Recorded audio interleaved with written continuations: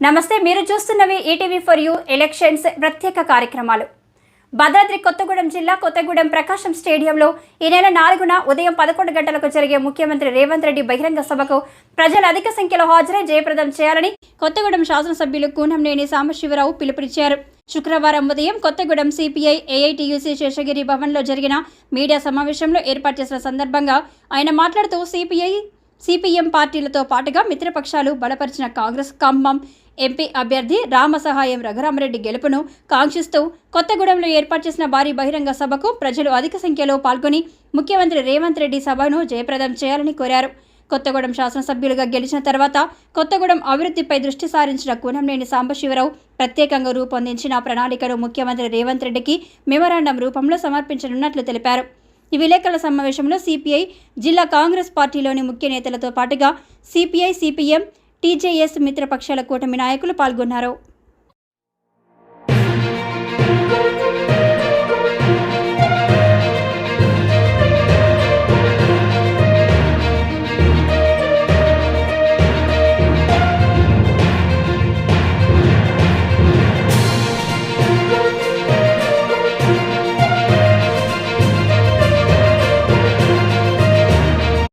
Congress, CPM, CPI పార్టీల ముఖ్య నాయకులందరూ ఈనాటి కార్యక్రమంలో పాల్గొంటున్నటువంటి పాత్రికేయ మిత్రులందరూ కూడా హృదయపూర్వక నమస్కారాలు. రేపు మీ అందరికీ తెలుసు, ముఖ్యమంత్రి గారి ఎన్నికల కార్యక్రమం కొత్తగూడెంలో జరగబోతుంది. రఘురామరెడ్డి గారి కాంగ్రెస్ అభ్యర్థి రఘురామరెడ్డి గారి విజయాన్ని కాంక్షిస్తూ జరిగేటువంటి ఆ ఎన్నికల్లో ముఖ్యమంత్రి గారు పాల్గొనబోతున్నారు.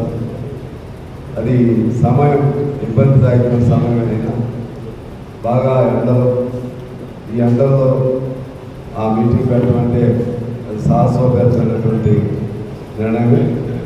అయినా కూడా ఆయనకున్న సమయం ప్రాబ్లం వల్ల ఇక మార్చడం కుదరలేదు. ఒకవేళ ఈవినింగ్ సంధ్యా సమయంలో రోడ్ షో లాగా అవకాశం ఉందేమని ప్రయత్నం కూడా చేయించాము, కుదరలేదు. అందువల్ల మిమ్మల్ని అందరినీ మీ అందరికీ విజ్ఞప్తి చేస్తున్నాను. రేపు 10 గంటలకు ఆ కార్యక్రమం జరిగే కార్యక్రమంలో ఈ పాత్రికేయులందరూ కూడా వీళ్ళకి ఇబ్బంది కలగకుండా మీరు వాళ్ళకి పాసం ఎట్లా కావాలో వీళ్ళతో సమన్వయం చేసుకుని పాత్రికేయులందరినీ గౌరవప్రదంగా కూర్చోబెట్టాలని చెప్పి మీరు ఈ 3 పార్టీల నాయకులు సమన్వయం చేసుకోవాలని నేను మా నాయకులు కూడా కోరుతున్నాను. అదేవిధంగా మీరు దయచేసి ప్రత్యేకించి కొత్తగూడెంలో జరుగుతున్నటువంటి మీటింగ్ కాబట్టి మన నియోజకవర్గ సమస్యలు కొన్ని హైలైట్ చేస్తూ పత్రికల్లో వస్తే, అంటే మీకు ఆయన చెప్పకపోయినా వస్తే మనకి భవిష్యత్తులో మన నియోజకవర్గానికి అట్లా మన జిల్లా కేంద్రం ఉపయోగదాయకంగా ఉంటుందని నేను భావిస్తున్నాను. దానిలో భాగంగా ప్రధానంగా సీతారామ ప్రాజెక్టులో కేవలం 3-4 వేల ఎకరాలు చూపెడుతుంది. మనకు ఒక 60-70 వేల ఎకరాలు సాగు భూమి. వాటన్నిటి కూడా సీతారామ ప్రాజెక్టు డిజైన్లో ఇది డిజైన్ చేసి అందులో కలపాలని కోరుతాము. రెండోది, మన 2 కలిపి మున్సిపల్ కార్పొరేషన్గా, అది 2వ అంశం. 3వ అంశం, మనకున్నటువంటి ఇంజనీరింగ్ కాలేజీని టెక్నికల్ యూనివర్సిటీగా, అంటే జేఎన్టీ ఉంది కదా హైదరాబాద్, దానిలాగా దాన్ని ఆ విధంగా కన్వర్ట్ చేయాలంటే 3వ డిమాండ్. 4వది ఏంటంటే పాల్మర్చిలో మన 800 మెగావాట్స్ అది పాల్మర్చి క్లోజ్ అయిపోయింది. ఇది తక్కువ 750 మాత్రమే ఉంది. 800 మెగావాట్స్ 2 ప్లాంట్ అంటే 1600 మెగావాట్స్కి సంబంధించిన ప్రొవిజన్ ఉంది. దాన్ని కూడా మనం అడగాలని అనుకుంటున్నాం. మీ ద్వారా అది స్పష్టత లేదా ప్రాజెక్టు నుంచి 1, 2 కార్పొరేషన్, 3 కేటీపీఎస్లో 1600 మెగావాట్ల యూనిట్స్కి సంబంధించి, 4 జేఎన్టీయు లాగా మన యూనివర్సిటీని మార్చాం. 5 ఎన్ఎండిసి అది దక్షిణాసియాలోనే ఒక యూనిక్ సంస్థ. అది మూలనబడే పరిస్థితి వస్తుంది. 5 ఆ తర్వాత కొత్తగూడెనికి సంబంధించి సింగరేణి కొత్త మైన్స్, అలాగే కార్మికులకు సొంత ఇల్లు, ఇటువంటి ఇంకా చాలా ఉన్నాయి. కొన్ని పాల్వంచలో సర్వే నెంబర్లు ఇబ్బంది జరుగుతుంది. భూములు కొనుగోళ్ళు అమ్మకాలు లేవు, ఆగిపోయింది పాల్వంచ భూముల సమస్య. ఇంకా చాలా ఉన్నాయి. సరే, వీటిలో ప్రధానమైన గుర్తుని చెప్పి మనం నేను రాసుకుంటాను. మీరు కొద్దిగా వీటిని ఈ సమస్యలకి ముఖ్యమంత్రి గారు వచ్చిన తర్వాత పరిష్కారం లభిస్తుందని ప్రజలు ఆశిస్తున్నారు అనేది మీరు కొద్దిగా దాన్ని హైలైట్ చేయమని నేను కోరుతూ ప్రధానమైన అయిపోతుంది. ఏదో చేపిస్తాం. ఇవన్నీ పాలసీ మ్యాటర్స్. పార్లమెంట్ మున్సిపాలిటీ ఎన్నికలైతే కావాలి, కార్పొరేషన్ వస్తే ఎన్నికలు వస్తుంది. కార్పొరేషన్ అప్పుడు కూడా చెప్పాను. లోపాల జరిగినా కూడా ఏంటంటే మన ఎన్నికే కాదు ఇది. రేపు ఎన్నికల్లో రఘురామరెడ్డి గారు గెలవాలి, కాంగ్రెస్ పార్టీ గెలవాలి, దేశంలో కూడా మార్పు రావాలి. నరేంద్ర మోడీకి ఆ భయం పట్టుకోండి. ఆ భయం పట్టుకునే వాచాలంతా నోటికి ఏది పడితే మాట్లాడుతూ ఉన్నాడు. మామూలుగా మాట్లాడలేదు.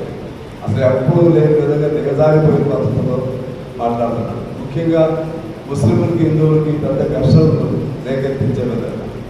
ఎవరైనా బాధ్యతలో ఉండేటువంటి వాళ్ళు ముస్లింలు, హిందువులు, క్రిస్టియన్స్ అన్నదమ్ములాగా ఉండాలని చెప్పాలి. కానీ ఆయనే విభజన చేస్తున్నారు. హిందువులు, ముస్లింలు మన ఇండియా కూటమి గెలిస్తే హిందువుల మంగళసూత్రాలు లాగి ముస్లింలకు ఇస్తారని చెప్తున్నారు.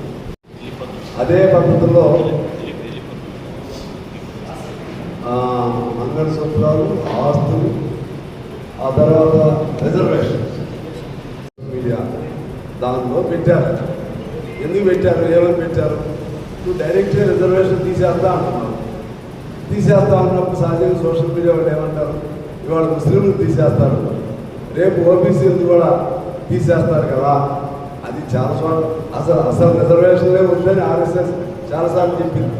వీటిని సహజంగా పెడతారు.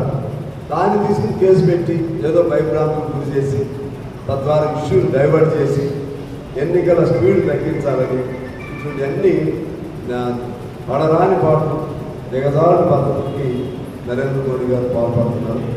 ఈ దశలో మన దేశం బాగుండాలన్నా, రాష్ట్రం బాగుండాలన్నా ఖచ్చితంగా ఇండియా బ్లాక్ గెలవాలి.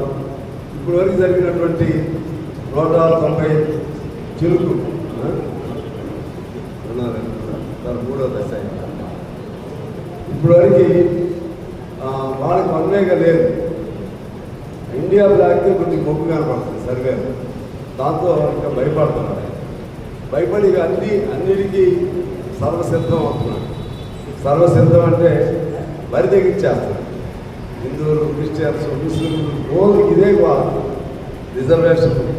ఇది తప్పితే ఒక్క మంచి మాట కూడా చెప్పలేదు. అందువలన అది మీకైనా, మాకైనా, దేశానికైనా అందరికి మంచిది ఏంటంటే ఇండియా బ్లాక్ అధికారంలోకి వస్తే మంచిది. ఆ క్రమంలో ఖమ్మంలో ఆయన రఘురామరెడ్డి గారు సౌమ్యుడు చాలా చూశారు కదా. ఇక్కడ ఇంకా రస్మేష్ పెట్టారా శ్రీవారెడ్డి గారు కెమెరా సమావేశమైంది, అందరూ వచ్చారు. చాలా సాత్వికుడు, మంచి వ్యక్తి. గెలిస్తే మనందరికి మంచిగా ఉంటుంది. తర్వాత మన పనులు కూడా పార్లమెంట్లో ఏమైనా ఉన్నా, ఢిల్లీలో ఏమైనా ఉన్నా కూడా మనకు అందుబాటులో ఉండి చేర్చుకోవచ్చని తెలియజేస్తూ మీ అందరికీ హృదయపూర్వక నమస్కారం. Thank you. వాసు గారు అందరి తరఫున కాంగ్రెస్, సిపిఐ, సిపిఎం 3 పార్టీల తరఫున స్థానిక శాసనసభ్యులు రేపటి కార్యక్రమం ఉంది కాబట్టి అందరి వాయిస్ మెయిల్ రాసి పంపిస్తాం. భద్రాచలం బీజేపీ ₹1 కానీ ఊదుకట్టు కానీ కొబ్బరికాయ సిటీగా అభివృద్ధి చేయాలి. అభివృద్ధి చేయాలి. అది పెడతాం. 5 గ్రామాలని 5 కూడా పెడతాం. 5 పంచాయతీ అదే మీకు తీర్మానాలు ఏమైనా చేయాలంటే చెప్పండి. Temple city Bhadrachalam